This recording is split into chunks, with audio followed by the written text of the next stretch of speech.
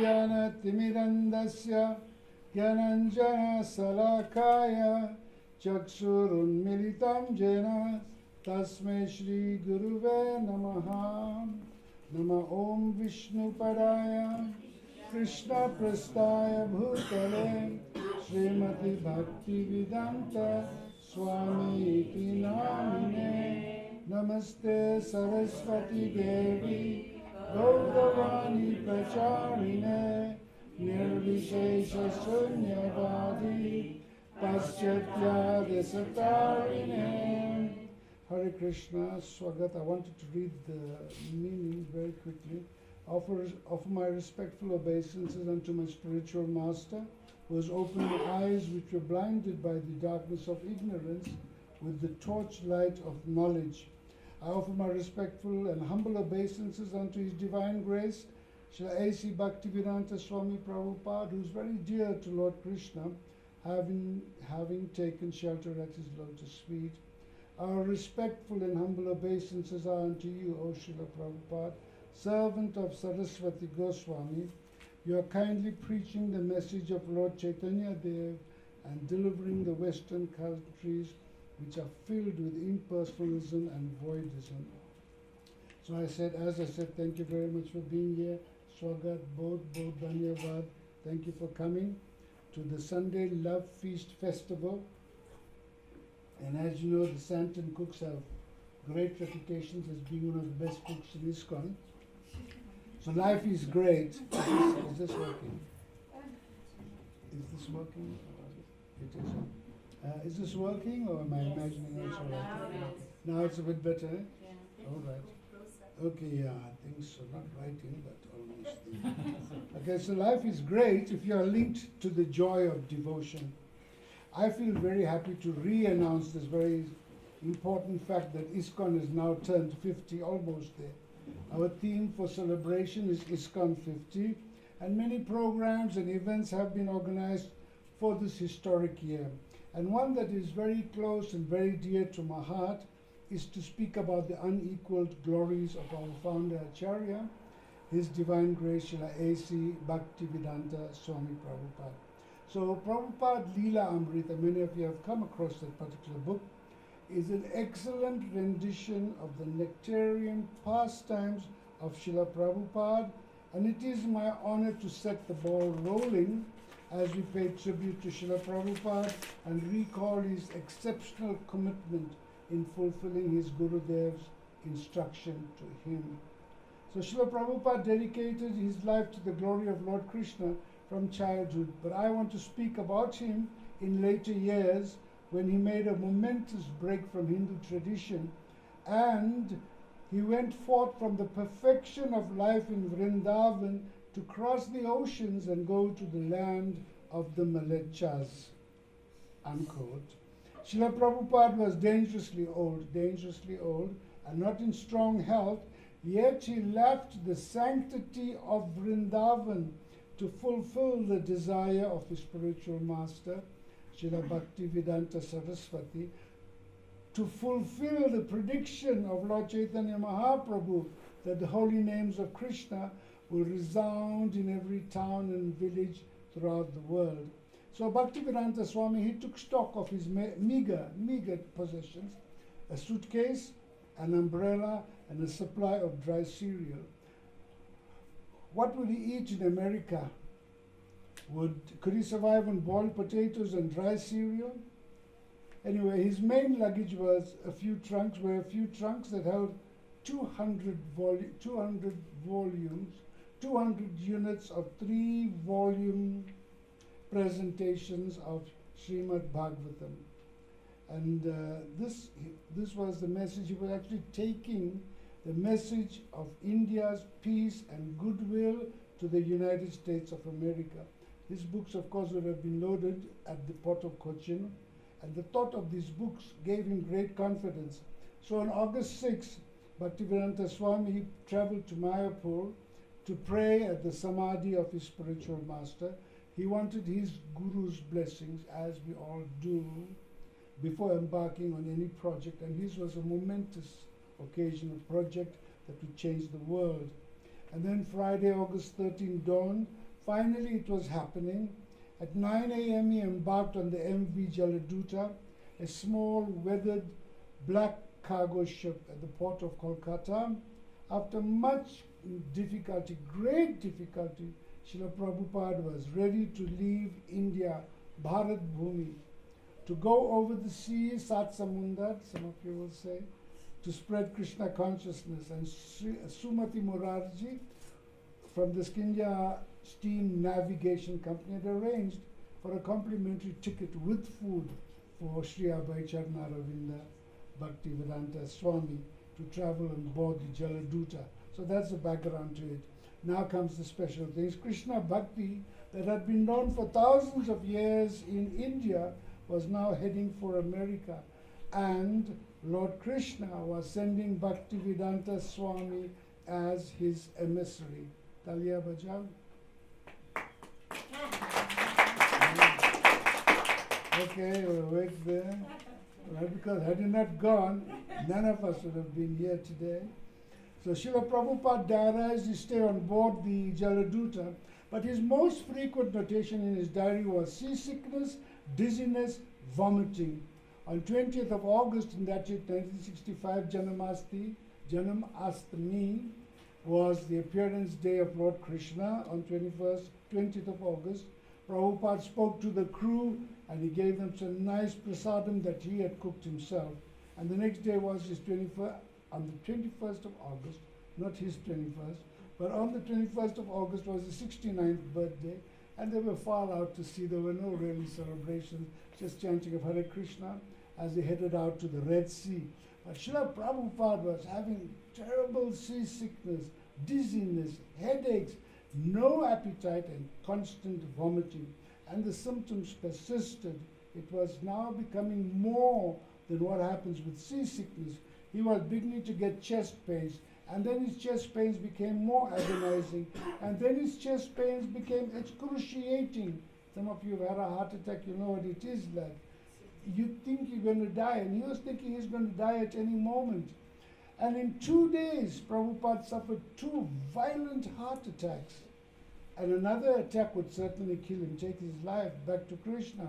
But through prayers, Srila Prabhupada revealed his heart and his mind to Lord Krishna because he fully depended on Sri Krishna's mercy.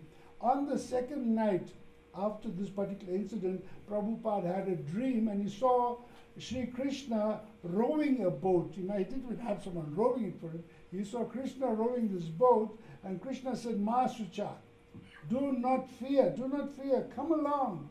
And when Prabhupada had this dream, he woke up and he felt really assured that Krishna was giving him his personal protection, and he had no more heart attacks. So he recovered slowly from his illness. It took a fair 2 weeks, I think, and then he began to eat regularly. He cooked his own khichdi and puris, and slowly his strength, this is a nice combination, by the way, khichdi and puris, I remember that. And his strength renewed little by little, and his vitality, his personal vitality came from reading Chaitanya Charitamrita. So by 10th of September, the ship was plying very smoothly across the Atlantic Ocean, and Prabhupada actually was standing at the ship's railing and looking at the ocean and the sky, and next to him was the captain, Pandya I think his name was. He said, never in my entire career have I seen such a calm Atlantic crossing. There's something totally unusual. No swells, no nothing, just a calm ocean. And Prabhupada said, that calmness is Lord Krishna's mercy. Lord Krishna has taken charge of this ship. If not, I would have died. So Srila Prabhupada once again expressed his great thanks to Lord Krishna for his mercy. So Lord Krishna was his constant companion, and Prabhupada wrote a prayer to Krishna. He says, good fortune from Krishna comes when Srimati Radharani is pleased. Bhakti Siddhanta Saraswati Thakur is Lord Krishna's servant, and his service is unparalleled. His strong desire to spread the holy name of Krishna in the Western world will come to pass. And then he said, Sri Krishna's mercy will cover the land. And then Prabhupada said, oh Lord, but I am not fit to accomplish this mission. I beg for your mercy. Please make me worthy Today, pay attention to this. Today I have a great longing for you. Special words. Today I have a great longing for you. I am calling to you. I am your eternal servant. I desire your association so much. Oh Krishna, there can be no success without you. Beautiful. Right from the heart, Prabhupada is praying. Because Prabhupada had a very great desire to serve his dear friend Lord Krishna. And Sri Krishna confirms that you and I also are his dear friends. This is in Bhagavad Gita, Sarva Guyatamam Bhuya. That's a verse. Because you are my very dear friend, I am speaking to you my supreme instruction, the most confidential knowledge of all. Hear this from me, for it is for your benefit. And the particular line there is, Ista asime dridam, Ista asime dridam. You are my very dear friend. You and I, we are Krishna's very dear friend. We just merely have to make the link with God. So anyway, after 35 days at sea, on the 17th of September 1965, long time ago, almost 50 years, the Jaladuta docked at Boston's Commonwealth Pier at 5:30 in the morning, and Prabhupada passed through the U.S. Immigration and Customs. He had a 3-month visa. And at the Commonwealth Pier, Prabhupada was in the ship, I suppose. He wrote a poem, a Bengali poem, Makine Bhagavat Dharma, teaching Krishna consciousness in America. My dear Lord Krishna, you are so kind upon this useless soul. I do not know why you have brought me to this terrible place. I guess you have some business here. Now you can do whatever you like with me. You can make me a success or a failure as you like. How will these people understand your transcendental message? But you are the supreme mystic. Your mercy will release anyone from the clutches of illusion. Oh Lord, I am powerless on my own. Oh Lord, I am a puppet in your hands. Make me dance, make me dance. Oh Lord, make me dance as you like. I have no devotion, nor do I have any knowledge, but I have strong faith in your holy names, O Krishna. I have been titled Bhakti Vedanta. Now, if you like, you can fulfill the real purport of Bhakti Vedanta. And he signed over there, the most unfortunate, insignificant beggar, A.C. Bhakti Vedanta Swami Prabhupada, on board the Jaladuta at Boston, 18 September 1965. Prabhupada had now set foot in America. Bhaktivedanta Swami was in a major American city, rich with billions of dollars and millions of people. What could Prabhupada accomplish? What was Srila Prabhupada's strength? First and foremost, his faith in his dear friend Krishna. His faith in his dear friend Krishna. His faith in the transcendental process of Krishna consciousness. His trust in the power of Krishna's holy name, and his trust in the Srimad Bhagavatam. I am tiny, but you are infinite, my Lord. Please deliver them. So on the 19th of September, Jaladuta sailed into New York Harbor, and Prabhupada stood on the deck, and he saw the awesome Manhattan skyline. Some of you have seen that. The Empire State Building, the Statue of Liberty. Manhattan was huge. So Srila Prabhupada was dressed as an Indian sadhu, his normal daily dress. He wore his kanti mala, he had a saffron dhoti, he carried his japa mala, he had on his old chada, his head was shaven, sika at the back, his forehead was marked with whitish Vaishnav tilak urva pundra, like what we got on our heads, and he wore white rubber slippers, which was a point of discussion on many, many occasions about Prabhupada's white rubber slippers. He was a simple man. So when Srila Prabhupada walked off the ship onto the pier, he stopped and he said, I did not know whether to go left or to go right. So Prabhupada had only 40 rupees, and he had $20 from Captain Pandya for the 3 volumes of Srimad Bhagavatam that he sold. So Prabhupada then took the bus to Butler. He was on his way to Butler, which was 500 miles from New York City, to meet his sponsor. In America, you need to get a sponsor to visit. And Mr. Agarwal was in Pennsylvania. On his way, he saw huge oil tanks, mammoth factories, and super crowded highways. Super highways that were really crowded. And he saw many hundreds of billboards that promoted liquor, cigarettes, and on the way there were many roadside dabbas. Who knows dabbas? You know dabbas, the restaurants that are on the highways, right? So these were the restaurants. And what did they offer? Steaks and hamburgers. All of them advertising steaks and hamburgers from slaughtered cows. They didn't mention that part, but from slaughtered cow. And Prabhupada said, no matter what ad, no matter what the product, every ad had a lusty, good-looking woman to advertise it. So that was the situation was there. So it was past midnight when Gopal Agarwal met Srila Prabhupada in Pittsburgh, and then they drove to his hometown in Butler. And they got in quite late, towards early parts of the morning, and Gopal told him, Srila Prabhupada, you can sleep here on this Swamiji, not Prabhupada, you were Swamiji then, sleep on the couch. It was 20th of September.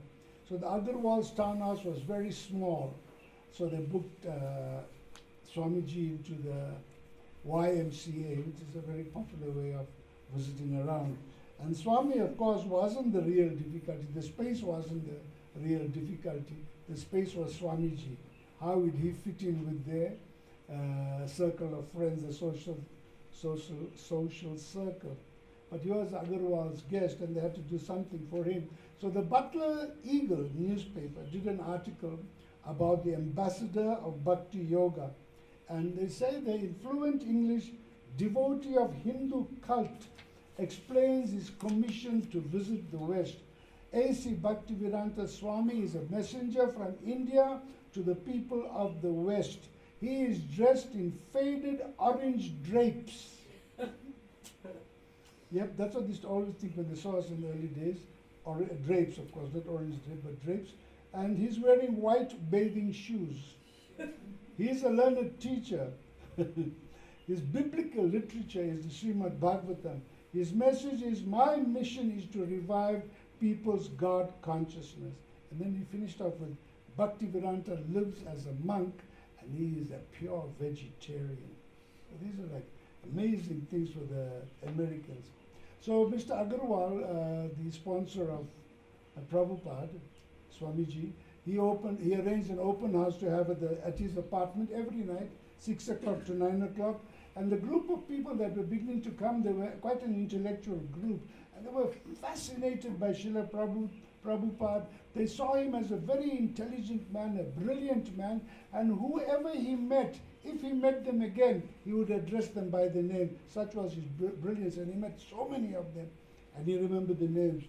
His looks were forbidding, but he was a very charming personality. So Sally Agarwal was the hostess, Gopal's wife. She's a white girl.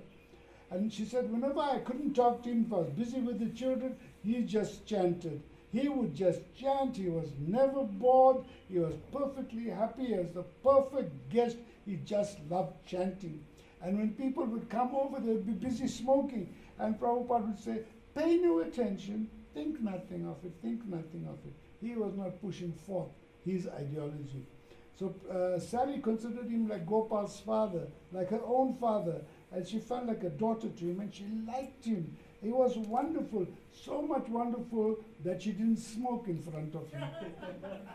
Okay? So you'll see that Srila Prabhupada commanded respect just by being himself. No demand, just by being himself. And a guest asked Prabhupada about Jesus Christ, thinking that he can trip him because of his own religious beliefs. And Prabhupada said, Jesus Christ, he is the Son of God. And they were very, very happy. And Gopalji, now here talking about Swamiji, he says, Swamiji is not here to change your way of life, become a vegetarian or anything like that. He was setting the minds at rest. All he wants is that you follow what you do, but do it better. And of course, you and I need to adopt the same kind of attitude when we are preaching so that we can attract more people towards Krishna consciousness. Because if you are looking too heavy unnecessarily, you disturb people's thinking. They cannot become friendly with you. You need to win the friendship and then present the philosophy. So Srila Prabhupada had a daily schedule. He would get up in the morning, have his dried cereal and milk. Then he was at 9:30 he'd start preparing his lunch. It takes him 2 hours. He rolled his own chapatis, everything. At 11:30 he had his prasadam. And Sally was quite amazed because he was just using one burner on the stove to cook his whole feast. On the bottom burner, the bottom level pot, he had his dal. And that steam went up to all the other pots, and they created all the other vegetables to get cooked. Some of you Indiawalas will know how these pots work, okay? So he cooked a big lunch, so much so that the Agarwal said, why should we cook? Let's have lunch with him. Okay, and it was like that. And at 1 p.m. Prabhupada walked to the YMCA, where he studied his books and did his writing, because he was very busy.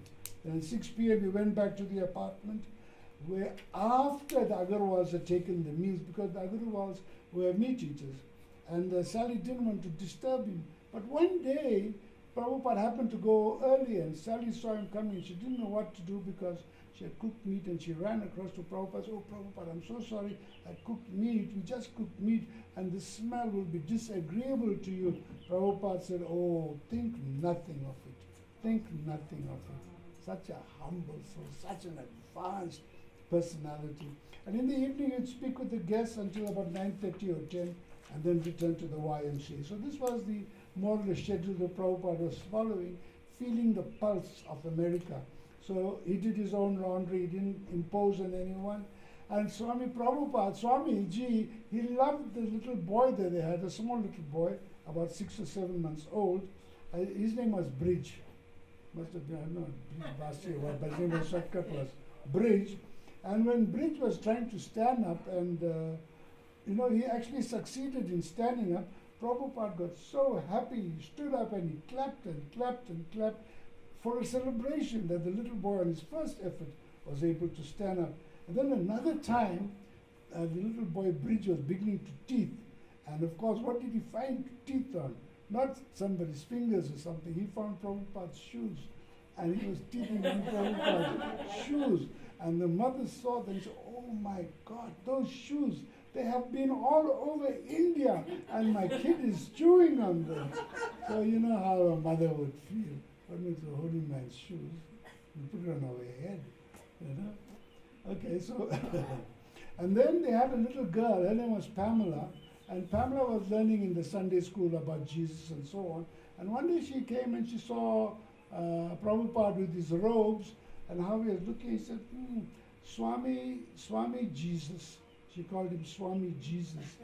And the mother was so shocked because she's calling him Swami Jesus. And Prabhupada smiled and he said, yes, and a child shall lead them. That's a very popular statement, a child shall lead them. So Prabhupada spoke at churches, schools, colleges. He spoke at the philosophy department at Slippery Rock College. 100 students had gathered. They loved to hear his lecture. He sat down on the stage. He played the kartals. He showed them the mantra.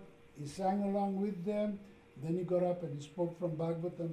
And they were so excited. And they wanted to know so many things. I asked him so many questions about the principles of Srimad Bhagavatam. But that was all in that one period, a class between this class to the next class. So, and then of course he spoke to another group of students. But anyway, he was sizing up how he is doing in America and how receptive the people are. So he stayed 1 month in Butler, and then he was off to New York. His stay had been very helpful. He was studying a new culture. He had first-hand experience of American life because he lived 1 month with that family. And his health was strong, and he was just wanting to go to distribute Krishna consciousness. And an old man, can you believe that? Old is just age is only a what number is. I heard somebody telling me that it's just a number. It's what you make about it. So Gopal, his host, gave him a handful of coins. He put it into a sock.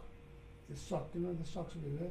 put it into, I hope it was a new, probably it must have been a new one, put the coins in there. He showed Prabhupada how to use the coin dispensers in airports and railway stations and bus stations and so on, because Prabhupada had to have a bath several times.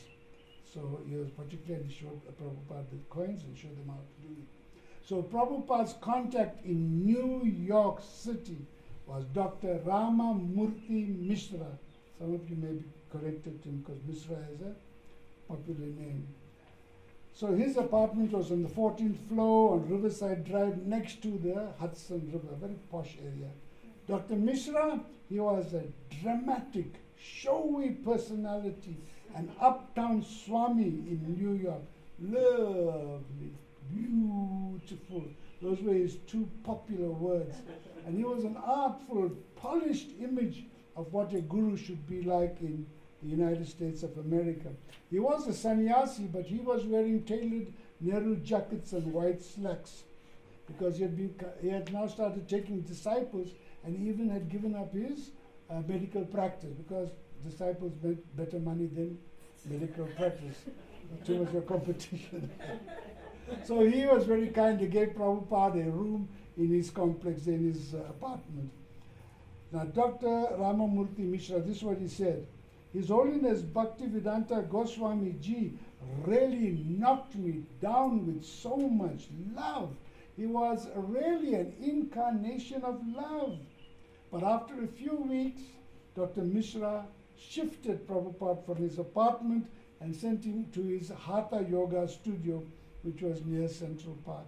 So the studio was very large, but it had a room at the back. And he told Prabhupada, no, I think you'll be more comfortable here, because he was feeling a little bit something. So Prabhupada stayed there, and of course the room was not too big, but neither did it have any windows.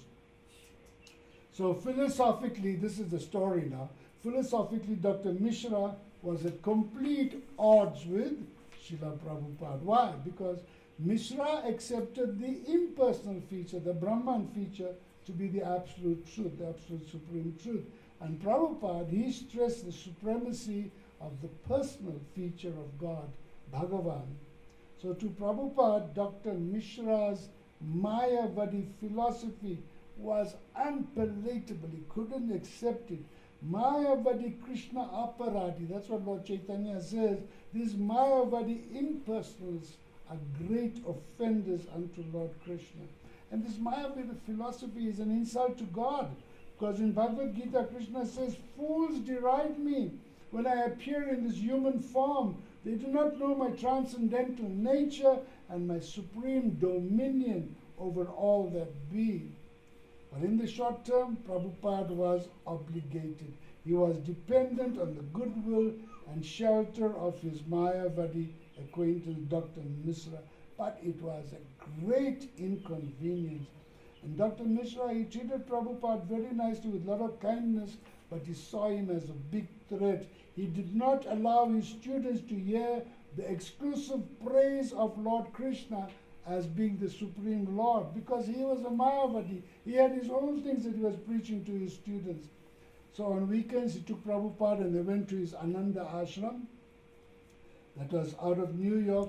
And here Prabhupada had the opportunity to hold kirtan with the students, and the students joined in the chanting and even in the dancing, and even Dr. Mishra, he liked the chanting. Mishra said his kirtan was ambrosial.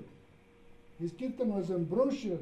That voice had electrical vibrations in your heart. Some of you have experienced that, isn't it so? Yes, his voice had electrical vibrations in your heart. And 99% of the students would get up and with the kirtan, get into the flow of the kirtan, and they would dance. And Mishra said, I felt blessed to meet such a great soul. But in the meantime, these were just the preliminaries. In the meantime, Prabhupada was busy writing to so many people. He was persistently making appeals to prominent people and devotees in India, seeking their assistance. He wanted tangible support, tangible, not mouth support. He wanted tangible support, but none were interested in his plans. He asked his God-brother Tirtha Maharaj, who was then the president of the Gaudiya Math. After a huge war, he became the president. And he told him, I've got such a lovely place here, perfect location. Let's get this place for the Gaudiya Math. I will take care of it. I will supervise. Just buy it for the Gaudiya Math and we'll get Krishna consciousness here in New York. Zilch. Zilch means zero. Okay? The fabulous, wealthy Mr. Sri Sir Padampat Singhania, that was the next person Prabhupada had contacted. Very super billionaire from India. They were devotees of Lord Krishna. And Prabhupada told him, look, I've seen this place. It's such a nice place. It's a lovely house. Good to start a temple. And we can start from here and we can grow. And Singhania said, no problem. No problem. I will support you for a temple. But I want a temple. I want to build it from the bottom up with beautiful Indian architecture. And it will cost us. Doesn't matter if it costs us many millions of dollars. I will pay for it. So Prabhupada felt very excited. So let's make some arrangements. Then he said, no, but first you'll have to make arrangements with the Indian government to allow the passage of this foreign currency from India to America. So you know what it was? He was trying to get this large sum of foreign exchange out of India. He had his own agenda for the sanctioning of that foreign exchange. The Singhanias were just looking for some legal loophole to get the money out, and then they'll tell you, bye. Others just send the money out on the black market. So this was, they're looking for a stooge to do the work for them, and they thought Prabhupada would be the stooge.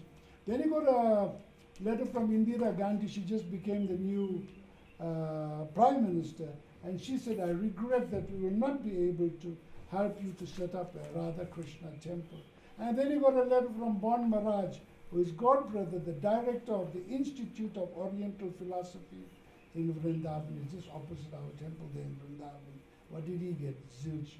So his godbrothers felt no obligation to answer his correspondence. And the message is loud and clear. We cannot help you, or more correctly, we don't want to help. A lot of enviousness between godbrothers because, well, you know, if you know about the Gaudiya Math.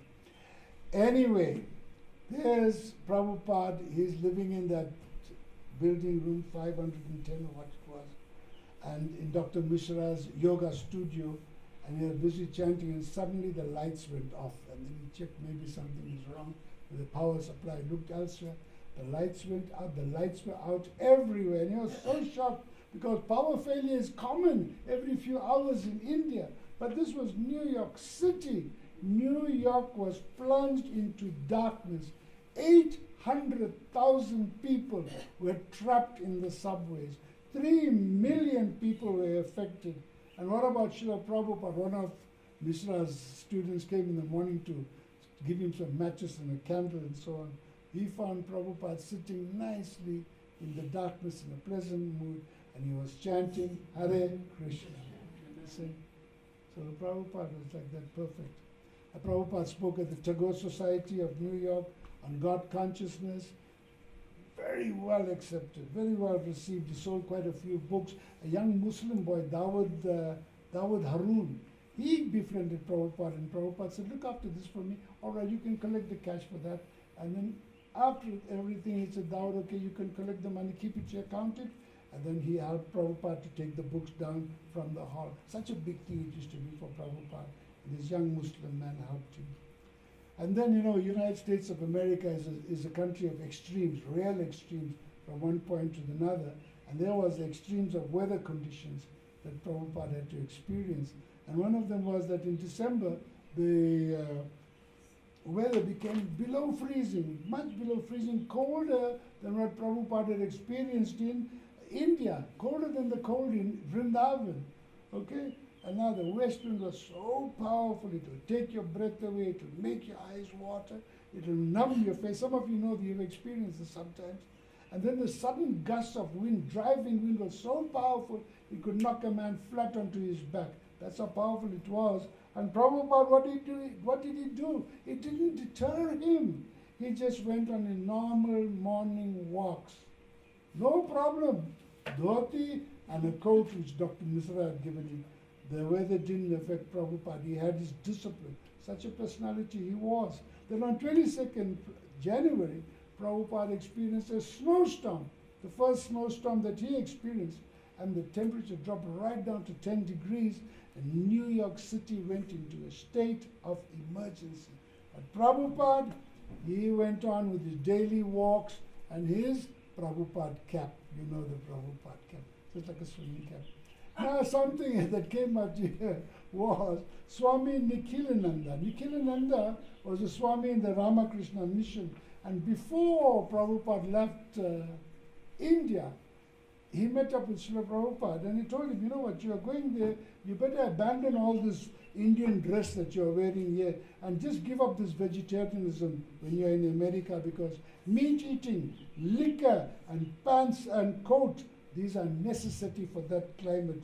And before Prabhupada could leave, one of his godbrothers came and showed him, now you hold the knife like this, and you hold the fork like this, and this is how you eat. You were telling Prabhupada how you cut your meat and so on.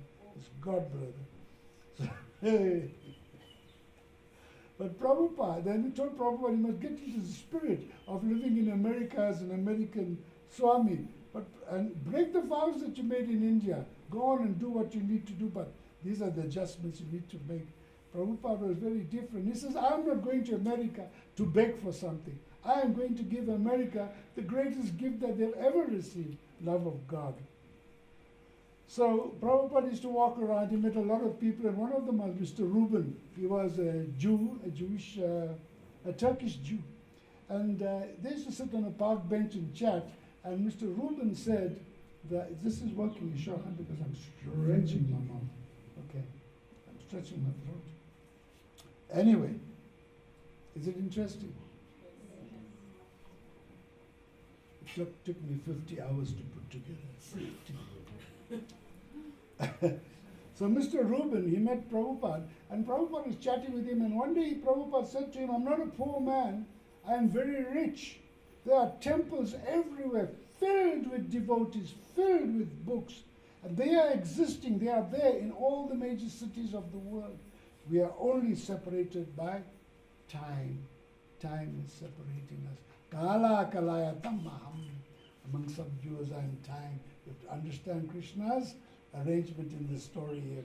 And he went to the Central Library in New York there. He found that his books were on the shelf. He had sold his books to the embassy, US embassy in Delhi. And they had got the books to America, and it was on the shelf.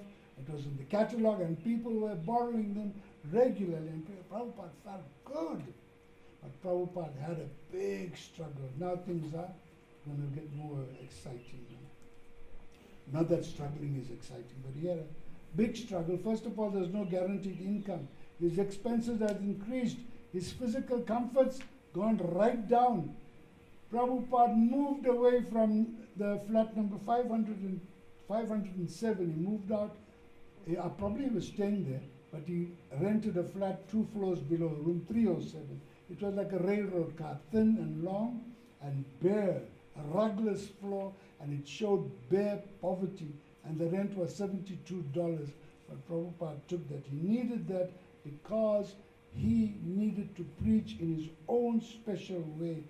Whatever money he got, he kept for his maintenance and he paid the rent. Prabhupada was in the world's greatest city, magnificent New York, but his heart was in Vrindavan.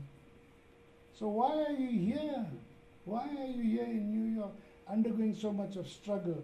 Prabhupada said, because I am obligated by my duty. I'm obligated by my duty. I have brought the message of Krishna for the people of the USA. Now he had his own room. He could preach as he liked. And Prabhupada, remember, had no sponsorship, no patron, but he was an emissary of Krishna. And he had spent his entire life preparing for this part of his life. And he had lectures in his little room 307, Monday, Wednesday, and Friday. And one of the people that came there was called Harvey Cohen, and he was an artist, and he saw a picture, and Prabhupada told him, paint this picture of Lord Chaitanya and his disciples dancing. So he painted it. It's a famous painting. It's called Sankirtan. And then Harvey had a friend called Bill Epstein, and Bill, he worked in the Paradox restaurant, a restaurant close by, The food was very cheap, and you could drink as much tea as you want, no charge. So that place used to be really busy. You buy a little food and drink enough tea without any payment. And it was also a place where young spiritual seekers came. They were looking for culture. They used to come and meet up young people. Lots of free tea, lovely place to be. So Harvey told Bill and all the friends about this fantastic new Swami that was in the locality. And Harvey and Bill got things going. They started inviting so many people. These people were young and hip. I don't know what the hip means, but young and hip. Probably they shook the hips more than the older ones. Anyway, more and more people were coming. The room was becoming packed, and then it got crowded, and it was time to find another place. And in the interim, while they were thinking about this, somebody pinched Prabhupada's typewriter as well as his tape recorder, and he knew it was the janitor, but he couldn't prove it, and there was nothing he could do.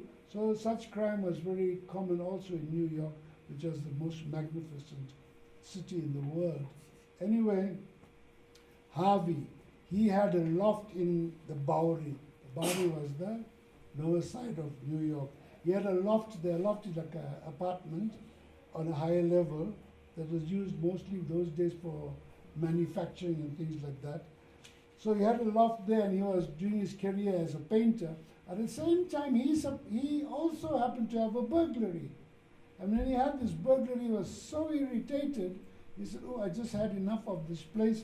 Let me go. I'll go to California. So why was he wanting to go to California? Because he just got a, what do you call this when parents give you some money? Inheritance. Inheritance. Yeah, he got an inheritance from his grandfather or someone. Yes.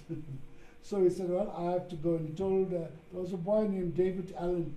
And he told David Allen, look, I'm going to give you this loft for so much a month, and on condition that Prabhupada moves here too. So Swamiji moved there, and the Bowery, one person told him, the Bowery is the most corrupt place in the world. I suppose they didn't know Johannesburg those days. Anyway, they say there were over 8,000 homeless people in the Bowery. They lighted on the street. In the cold weather, they went and sat and made a bola in one of the, bola, we Indians call bola, make a fire in one of the city bins and warm themselves. At night, they slept on the sidewalks, the street corners, or crawled into little cardboard boxes, typical Johannesburg style if you drive in Johannesburg. And thefts and assaults were commonplace. They say that a chap who is sleeping, his pocket will be searched between 10 to 20 times a night. That's how, things were, how difficult it was. And people had so much of injuries on the face because they were being violently hit by others getting money and whatever it was from them. The action was just like Johannesburg. When the car stopped at the robot, a person will come running along, a bum will come running along, and he'll wash the windscreen and ask for money. You can get the picture. Okay? But now let's get back to Prabhupada. His loft was on the 4th floor, the top floor of 94 Bowery. Nice kitchen, nice shower. His living area was just behind the room divider. There was a room divider.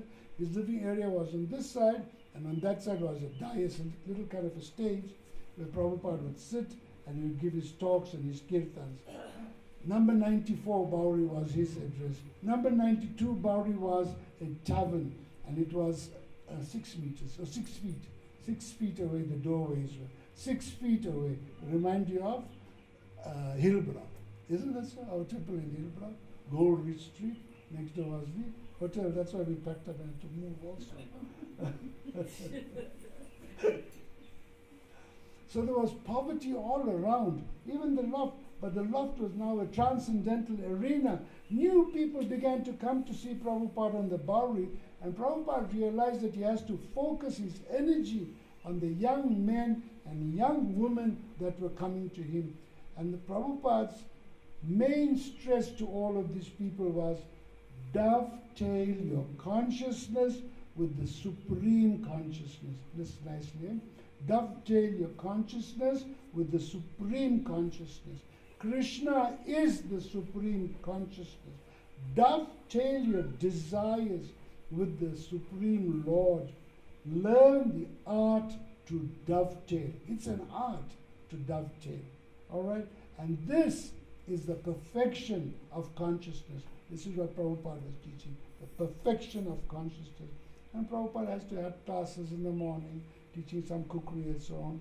There was one boy called Robert Nelson. He was 20 years old, not an addict, and he used to work in a recording studio, and he tried to make a record for Prabhupada, but he was not successful. So he bought a small American hand organ, like a harmonium, and he gave it to Alan. He told David, you use this when when Swamiji is singing, then you can play this.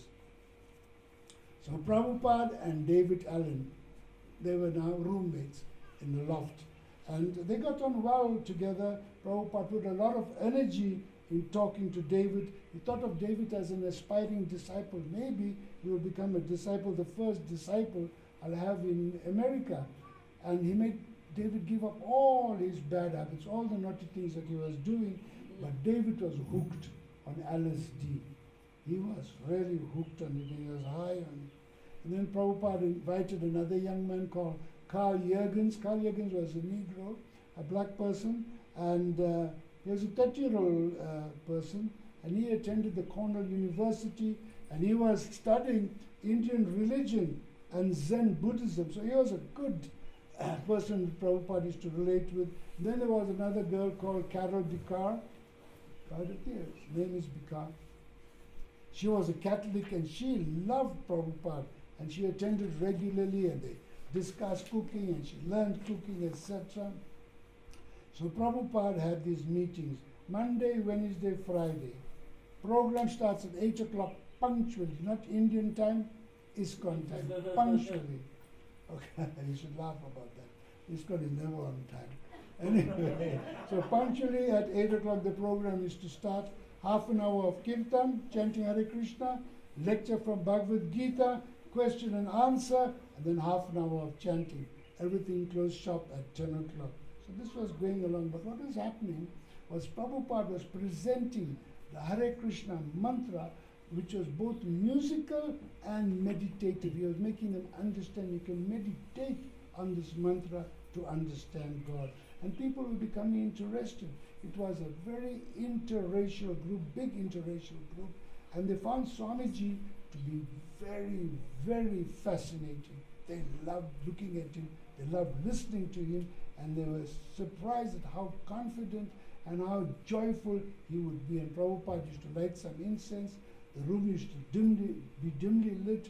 There were lots of pillows lying around. People could sit, and the people looked at Prabhupada in awe as he led the chanting. And he used the harmonium, he used the drum. Some of the visitors used the kartals, and he taught them. And then the musicians, they brought their own music, instruments, saxophone, whatever they were playing. And they joined in with the kirtan. And Prabhupada said, go ahead, so long as you don't detract from the chanting. The chanting must go and the music must go with it. So Prabhupada was now ready for the next step. And what was the next step? He was interested in discipleship. And who was he looking towards? David Allen. And what happened with David? David was taking marijuana, ganja, LSD, and amphetamines. Ganja sounds best, isn't that? So one day on a high dose of LSD, David went crazy, completely crazy. He freaked out. That's the words that we use to describe him. He yelling and howling and running all around.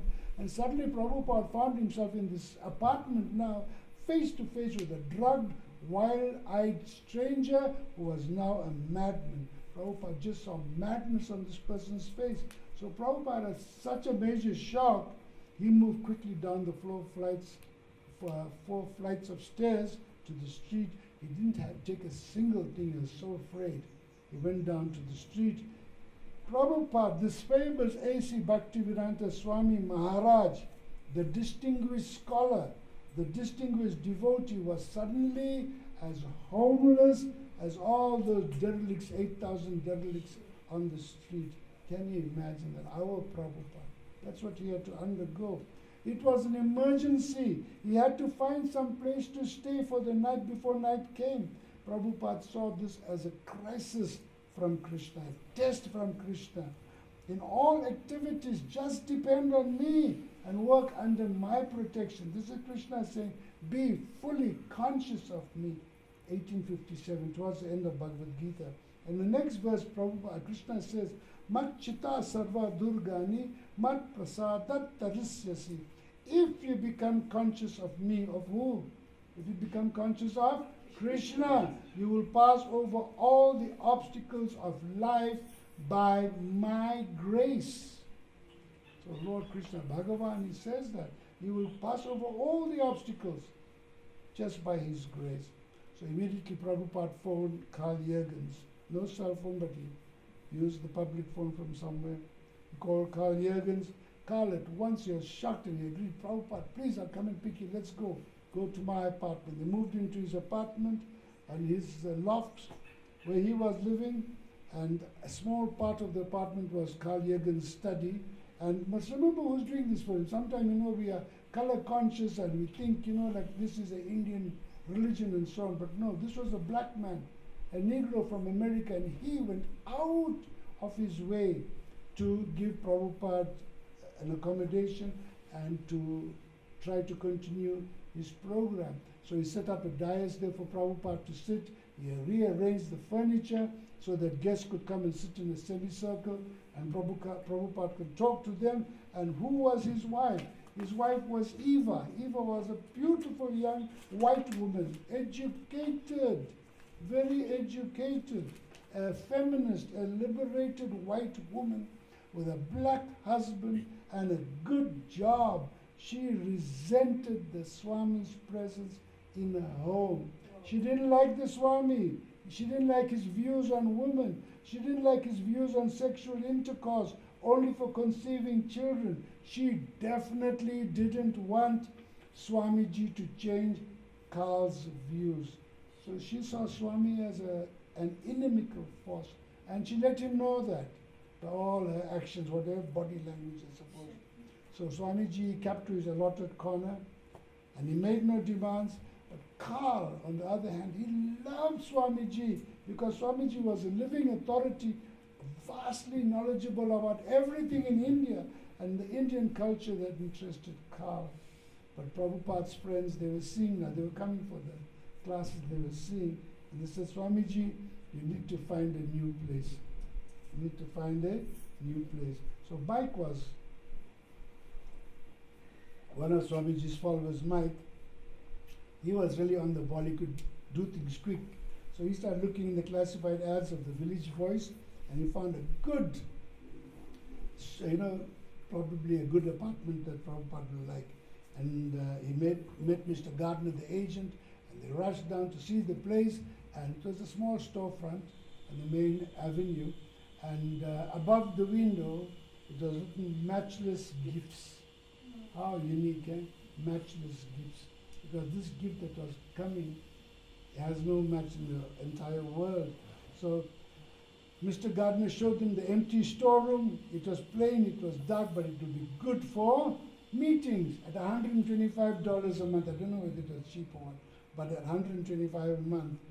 And then he showed them a place behind this apartment, behind this building, on the second floor for, I think it was about 70 some odd dollars, $71 a month. A second floor apartment for Prabhupada, small but lovely. And the total rent would be $196. And Carl and his friend, Carl, Mike and others, they said, we'll pitch in and we'll do something about the rent. But Prabhupada made such an impact on this rental agent, Mr. Gardner. He made such an impact on him that he spoke to him about Krishna consciousness, and he said, I want to make you the first official trustee of the Krishna Conscious Society. Not even existing, but he saw it. Prabhupada is very looking far ahead. So he presented Mr. Gardner with a set of Bhagavatams, and he signed on the first page, personal dedication to Mr. Gardner, and he signed A.C. Bhaktivedanta Swami. Mr. Gardner could have fallen on his back. He felt so flattered. He felt so honored because this Prabhupada was an overpowering personality. Just by being who he was so powerful. So Gardner agreed to become a trustee for the society, and he will pay $20 towards the society every month. And of course, Carl and his friends would pay the rent. So a few friends rushed up with Swamiji. They went to their old Bowery flat where David was. It was a small caravan. They picked up, they were the caravan in line 1, 2, 3, 4, 5, 6. And they picked up whatever Prabhupada had. And even Prabhupada, he was carrying things. He was struggling with his 2 suitcases. Sometimes he paused, sometimes he rested. He set his suitcases down. He was finally moving from the Bowery. He was getting out of Skid Row. You know what Skid Row is? Skid Row describes very nicely, a really, really down place. And one of them said, why on earth didn't you get a car to move all these things? Why are we struggling like this? That was rather too late for that. Anyway, it was the end of June. How's it going well? It's picking up now. Momentum, all right? Hope the momentum is picking up. 50 hours, it must be something. So the Swami and his friends were at Matchless Gift, the storefront. The neighborhood was not run down like the Bowery, but I mean, it was not, Park Lane or Park Avenue, because right across the storefront were a group of undertakers. And all the windows had samples of tombstones. So the undertakers were right there. Anyway, I thought it's appropriate. I was thinking about this, that Prabhupada is going to save you from death. You're going to live for eternity. You don't have to go in the recurring cycle of birth and death. Die one time over, body thrown, but you're going back to Krishna. It made a nice analogy of the whole thing. 2nd Avenue was a main traffic area cutting across East Manhattan. So day and night, there was a racket from cars, taxis, and delivery trucks that were zooming by. So they cleaned up the place, the Bowery friends. In 10 months, Prabhupada was thinking, in 10 months, I have been moved by Krishna's will from one place to another. And here I am now at this storefront, and I don't have any prospects of paying next month's rent. Can you believe? Oh God, how that touches your heart. If you can think, put yourself in that position. Will Krishna consciousness take root at this new address, Matchless Gift? He actually thought that will Krishna consciousness take root at this new address? So in the meanwhile, the Paradox restaurant, you remember that one? The Paradox where tea was free, as much as you want to get. Now, as I told you, there were a lot of young people going there, a lot of people looking for spiritual and cultural upliftment. And Bill, he spread the news quickly. There's the Swami now, the Swami is right here. And so many people were coming, young artists, musicians, intellectuals, and young middle-class dropouts. Like what, well, I don't want to say something funny, but like what the Indians would like to, they'd like to drop out, but they're so afraid of the parents, they carry on. But this was America, and they were really disillusioned. They were the hippies, which Prabhupada eventually made into happies, but they were the hippies, and they were disillusioned with the American lifestyle. They wanted real love, they wanted peace, and they wanted real spiritual consciousness. These people were looking for spiritual fulfillment. So what did they do? They lived in poverty. They are middle class, they can live in good homes. They live in poverty, they express themselves through art, through music, drugs, and sex. And LSD and marijuana, dacha, opened up the new realms of awareness in the mind. So Prabhupada, he saw that these people, the only remedy for them, the only cure for them is Krishna consciousness. And this is a thought that was going there. These young people were the ones who were, by chance or choice or destiny, by chance or choice or destiny, to become the congregation for the Swami's storefront offerings of kirtan and spiritual guidance. Now what an amazing thing. They were there by chance or destiny or choice. So it was in July, and one of the nice people that was around there was Howard Wheeler. And Howard, he was walking down the street and he saw this Swami walking with his hand in a bead bag, jauntily walking along the pavement. And Howard got such a shock. His eyes popped out and he stopped and he said, this Swami is like a genie that came out of Aladdin's lamp, because there was no Swami anywhere in New York. And there he sees a Swami that popped out like a genie from Aladdin's lamp. So he stopped there. Howard was a brilliant man. He was 26 years old and he was a lecturer in English at the Ohio University. He had just come back from India and he was looking for a guru and he couldn't find a guru. But when he saw Prabhupada, he stopped immediately and he said, "Are you from India?" And Prabhupada smiled and said, "Oh yes, and you?" So then they spoke, and Howard says that Prabhupada was so cool. He was so, see now where that word comes from, cool. Everything is cool. I thought it was a new word. But actually, it seems like an old word. He was so cool and tranquil. His eyes were fresh and cordial as a child's. So Howard told Keith, and Keith told Wally. They were roommates. They lived around the nearby. And he spoke to all the other friends. And Keith was the next one. Keith was the son of a Baptist minister. Became big Swami at one time. He wrote the book Christ and Krishna. And you remember him, no? That's right. Okay, so he was a PhD candidate. He was a PhD candidate at Columbia University. Wally was a radio engineer, and they all were looking for the special spiritual master, perfect spiritual master. And the word spread about the Swami. And that day, that evening when they met was a Monday. And Prabhupada actually told them, please come on Monday, bring your friends. So it was a summer evening, it was warm, the storefront had a window at the back, it was open, the front door was open, the little room was barren, just a few plain straw mats, a single bulb was there in the ceiling, and by 7 o'clock, a dozen people had gathered. Suddenly, the Swami opened the side door and he entered the room. He wasn't wearing a shirt, he was wearing a saffron cloth draped across his torso. And his left arm and some of his chest were bare. Beautiful picture of Prabhupada walking in. He wasn't wearing a shirt, he was just wearing this cloth that was draped, a saffron cloth.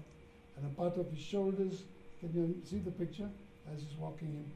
And his arms and his chest were bare. His complexion was golden brown. His head was shaven. He had long lobed ears. And his aspect was very grave. Made him seem like pictures of Buddha that they had seen in meditation. This was an old man. He was erect in posture, fresh, radiant, and his forehead was decorated with yellowish clay markings, our marking, Urdhva, Pundra. Okay? So now Prabhupada stepped out of his white shoes, his famous white, what they thought were swimming sandals or something. I don't know. He got off, he sat on the straw mat, and Prabhupada faced his congregation. Can you see there's a shift in the thinking? Before it was just having meetings. Now Prabhupada sat and he faced his congregation and he indicated that all could be seated. He gave out a few pairs of cymbals, katas, bell metal, and he briefly illustrated how he plays. Okay? And then he began to play. It was a startling, ringing sound. Those of you who have heard a beautiful kata, it's exactly like if you suddenly hear it. Very beautiful ringing sound. Hare Krishna, Krishna Krishna, Hare Hare, Hare Rama, Rama Rama, Hare Hare. So Prabhupada sang, and then he said, it's your turn, you chant.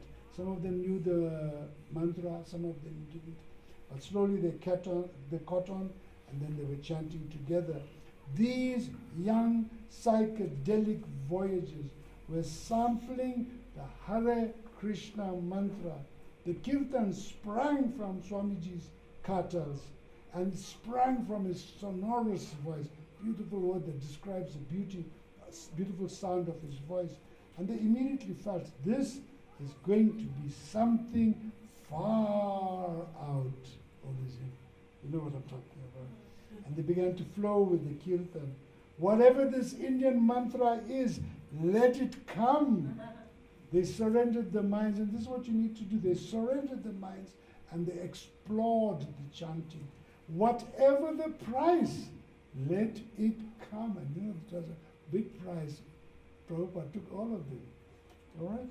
So the chanting was sweet, and in its own way it was far out. So Prabhupada was breaking ground in a new land. He chanted in his own inner ecstasy, but he observed the congregation. As the hand cymbals rang, the lead and response of the Hare Krishna mantra swelled and it filled the evening. It was exotic.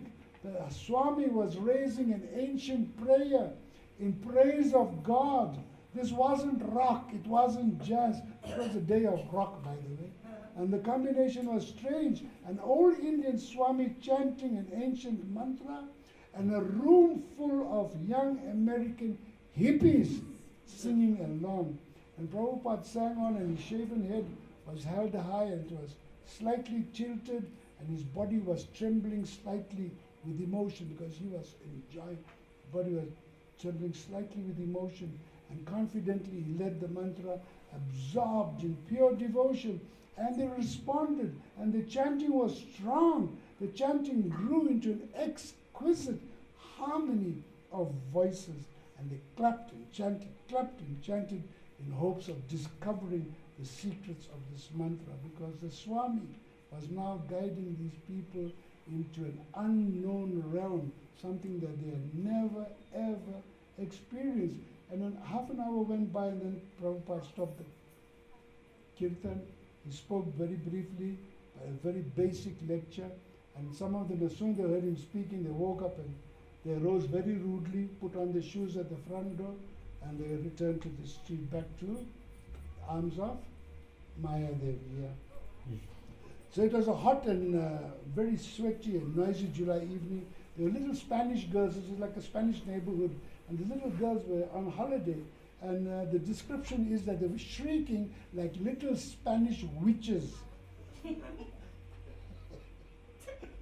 You can imagine them. They were shrieking like little Spanish witches, and the little girls had disturbed the whole block, and a big dog was barking. So this noise, this pandemonium was carrying on, and there was a background of the rumbling of traffic.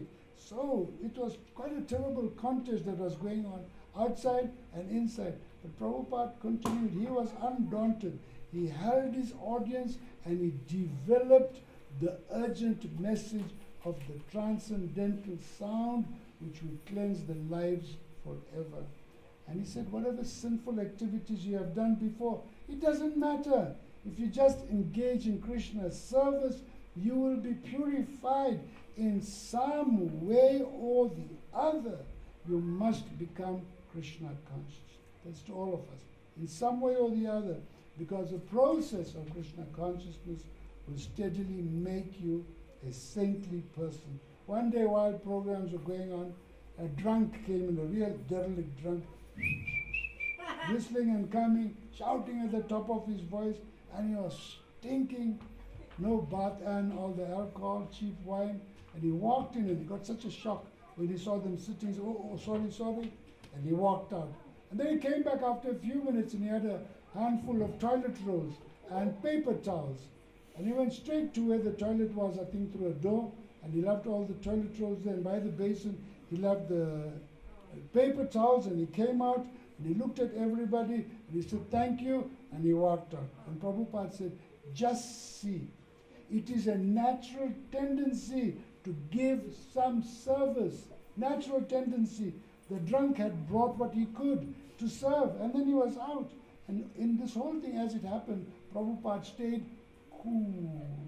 Prabhupada stayed cool, really cool. He was not afraid of anything. And they understood that even the drunk could become a saint. And I mean, which drunk didn't become a saintly person after meeting Prabhupada? So when the class was over, somebody would bring an apple or something, and Prabhupada would cut it into halves and quarters, eighths and sixteenths, depending on the number of people. Take one, pop it into his mouth, don't touch his lips, and somebody would pass it around. So that was the beginning of prasadam distribution. See how it started. We started with one apple. Okay, cut into 16ths. So Prabhupada allowed some of the boys to stay at the storefront. Said, if you have some interest, come and stay here, but don't break the rules. These are the rules.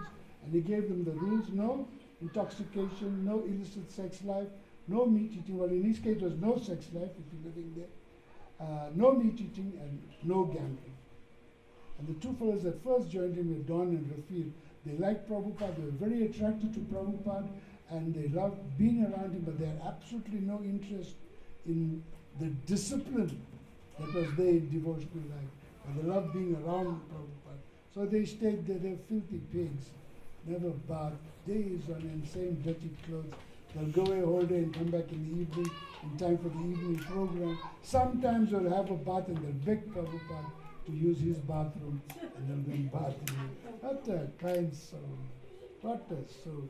And other drifters, they came in also, but they just came for a free meal. And then they drifted off in the morning into Maya. So money was scarce. On a Monday, Wednesday, or Friday, when he had his gatherings, his congregation, Prabhupada would collect $5 or $6 in change. And then he would try to do the best he could. But many people were coming, many people were coming, and Prabhupada was now putting his full energy in talking to these people about Krishna consciousness. And some of the visitors were serious people coming to find out. And some, of course, were not serious at all. Once a young hippie, he was high on LSD. He found his way up to Prabhupada's room on the second floor, and he sat opposite the Swami, and he told the Swami, right now, I am higher than you. I am God. Right now, I am higher than you. I am God. And Prabhupada, the special personality is, he bowed his head slightly, he put his palms together, greeted him, please accept my obeisance, and then he said, God, please leave. Another group of people that came to visit Prabhupada were Vedantists, and they came to challenge Prabhupada. And Prabhupada asked them about the first aphorism of the Vedanta Sutra, Vedaischa sarvahi aham eva vedyo.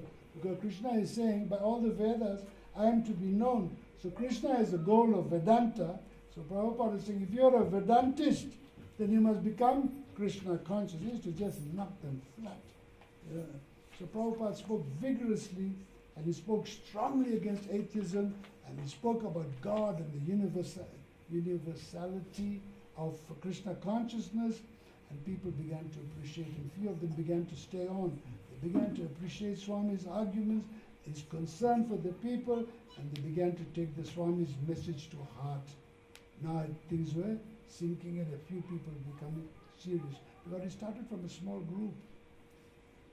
Prabhupada said, we shall call our society ISKCON. He coined that acronym, ISKCON. He said, we shall call our society ISKCON, International Society for Krishna Consciousness. Somebody said, no, Swamiji, International Society for God Consciousness. God Consciousness is better, the Americans will understand. Prabhupada insisted, Krishna Consciousness. He said God was a vague term. Krishna is exact and scientific. If Westerners didn't know that Krishna was God, that is why ISKCON is here. ISKCON will tell them that Krishna is God. And he will spread the message of Krishna to every town and village. And then this word Krishna consciousness, I was surprised to come across this here. Krishna consciousness, we're using this word all the time, and this was actually coined by Srila Prabhupada. He was reading something from Rupa Goswami's Padyavali, which was written in the 16th century, Krishna Bhakti Rasa Bhavita. Prabhupada was reading that Krishna Bhakti Rasa Bhavita means to be absorbed in the mellow taste of executing devotional service to Krishna. To be absorbed in the mellow taste. So he spoke about all this and he put it together, Krishna consciousness. And that's how the term Krishna consciousness was coined. So now Carl Jürgens, you remember Carl Jürgens? What color he was? He was the black man. He was the black man. Don't forget that. All right? So there he was, and he knew Prabhupada wanted to create this society. He wanted to register ISKCON legally. So he contacted his lawyer, Goldsmith, Stephen Goldsmith. And who was Goldsmith? He was a Jewish lawyer You've got to get the right people. The Jews are really good. And Goldstein had an office in Park Avenue, and he told Goldsmith everything that Prabhupada wanted to do. So Goldsmith was so excited to establish something for an Indian Swami. He didn't have the experience, so he came. He met Srila Prabhupada, and they discussed, and they talked about what they want. And then one day, when all the legal work was done, Goldsmith came to the lecture, and he listened very attentively to the lecture that was being given by Prabhupada. And then Goldsmith stood up, and to the surprise of all the people gathered there, he made a small announcement, and then he said, Swamiji, I need some signers so that we can make this document, a legal document, an incorporation document of Swamiji's new religious movement. Prabhupada said, no problem, they are present here. And then he said, you can take the addresses now. I can take them now, Swamiji? Yes, you can. Bill, you give your address. Rafil, you give your address. Where's Rafil's address? He stays there. And Don, Roy, Mr. Green, all of you can give your addresses. So after the meeting, the trustees came forward, standing around waiting to see what to do. Not a soul among them was interested or committed to Krishna consciousness, but they loved Prabhupada. They loved Prabhupada. And they were sympathizers, and they had enough reverence for Prabhupada, and they wanted to help him. The first trustees were Michael Grant, some of you know him, and his girlfriend Jan, I don't know how you say that word, and James Green. And they were very happy to sign their names in this fledgling society, so they will serve for 1 year. The second year, trustees was Paul, Roy, and Don. The third year was Carl, and Bill, and Rafil. So they all knew Swamiji is forming a society. Why? For tax exemption. But Swamiji got too much money. No. But for future, Prabhupada was thinking in the future. In case somebody gave a big donation. Prabhupada was planning for the future. He was planning a spiritual movement that was to flourish for 10,000 years. See how much in the future he was looking. 10,000 years in Kali Yuga.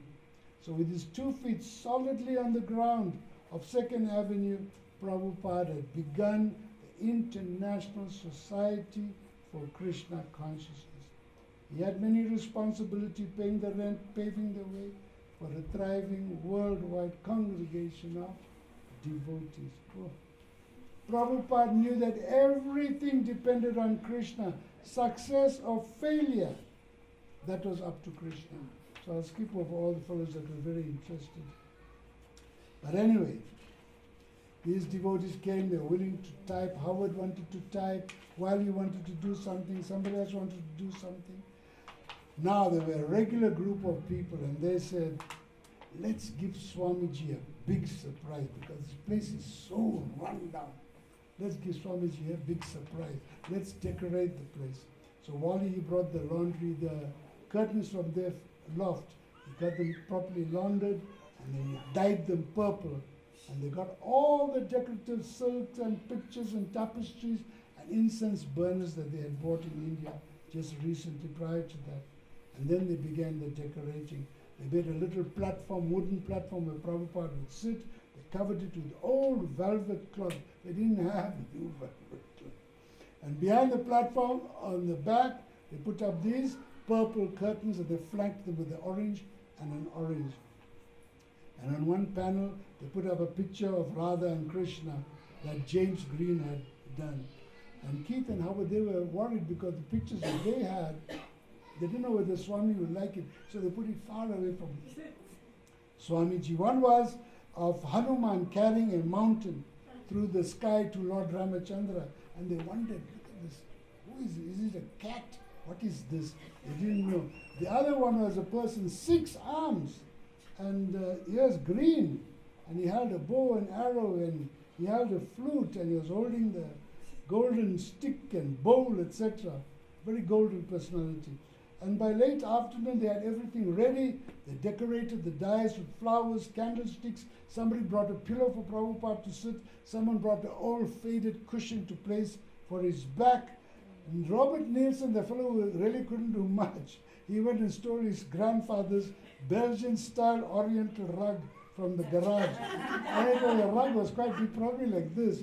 And how are you going to transport it? He brought it by subway all the way to 26 2nd Avenue. And Rafael and Don, they helped to decorate. And that night, when Swamiji walked in to begin the kirtan, he looked at the newly decorated temple. There even was incense burning, and he raised his eyebrows in satisfaction. "You are advancing," he said as he looked around the room, and he smiled broadly. He says, "This is Krishna consciousness." That pleased Prabhupada. The seed of bhakti was growing in this horrible place of New York. He picked up the katas and he began to play. And he smiled a ray of appreciation, and they beamed back at Prabhupada. They were so happy that they did something for this big Swamiji.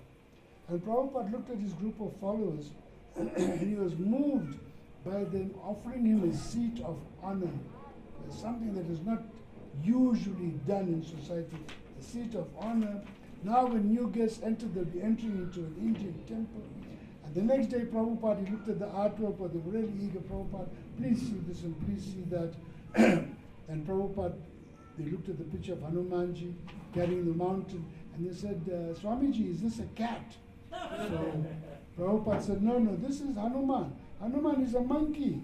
He's a faithful servant of Lord Ramachandra, and he is glorified in the scripture called Ramayana. Millions of Indians, hundreds of millions of Indians worship Lord Ram and his servant Hanuman. And then he saw the picture of Lord Chaitanya, and he said, "No, this is Lord Chaitanya. He's showing 6 arms. 2 arms are showing for Ram, 2 arms are showing for Krishna, and he is showing his arms as sannyas, all in one." What's that one called? 6 arms? What? Satguru. Okay, cool. I'm a little bad in my memory recently. And then Prabhupada saw that the hearts had opened to Krishna consciousness. Krishna was guiding them from the hearts, and Prabhupada knew they would change for the better just by chanting and hearing about Krishna. Some of the people, some of the men had already been chanting for over a month. Can you believe? Over 1 month, and Prabhupada was so pleased. They were like stumbling spiritual infants, and he had the responsibility to guide them. So Krishna was bringing these young men and women, teaching them cooking, typing, hearing, chanting, everything. And they were beginning to consider him as the spiritual master, trusting him. They gave the whole life's trust to him to lead them into spiritual life. And Prabhupada then became the sole bearer and maintainer of the small, fragile, controlled atmosphere of Krishna consciousness on New York's Lower East Side. Matchless gift. And in this way, Prabhupada served his spiritual master, Bhaktisiddhanta Saraswati. Srila Bhaktisiddhanta Saraswati Thakur ki Jai. Srila Prabhupada ki Jai. Divine Loving Grace, Srila Prabhupada ki Jai. Divine Loving Grace, Srila Prabhupada ki Jai. ISKCON Sandton ki Jai. Gaur Premananda.